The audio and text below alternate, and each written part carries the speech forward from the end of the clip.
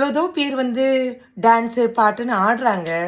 அவங்களுக்கெல்லாம் போய் சப்போர்ட் பண்ணுவாங்க. ஆனால் ஒரு முகங்காட்டி பேசினேன் அப்படிங்கிறதுனால அந்த ஒரு பாயிண்ட்டை வச்சுட்டே யூடியூப்ல இந்த பொண்ணு ஒரு வீடியோ போட்டுருச்சு.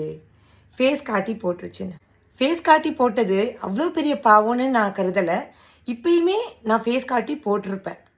கண்டிப்பாக அதை மனசில் வச்சுட்டு நான் ஃபேஸ் காட்டி போட வேணான்னு இந்த முடிவு எடுக்கலை.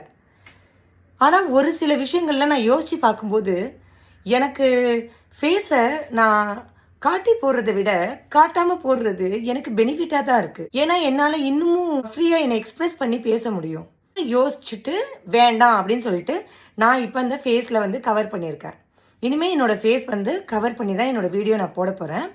தெரியாதவங்க யூடியூப்ல வந்து ஒரு சைடில் வந்து என்னென்னமோ கமெண்ட் இருக்குன்னா, தெரிஞ்சவங்க அப்படின்னு சொல்லிட்டு நம்ம பொதுவில் பேசலாம். ஒரு ஆளை கை காட்டி இவ இப்படி இருக்கா, அவ அப்படி இருக்கா அப்படின்னு சொல்ல தேவையில்லைன்னு நான் நினைக்கிறேன். நம்ம சமுதாயத்தில் என்ன விஷயங்கள் நடக்குது மட்டும் இல்லாமல் என்ன காரணங்கள்னால என்னென்ன விஷயங்கள் பாதிப்பு இருக்கு, யாருக்கு பாதிப்பு இருக்கு, இது எல்லாம் தான் நம்ம பேச போறோம்.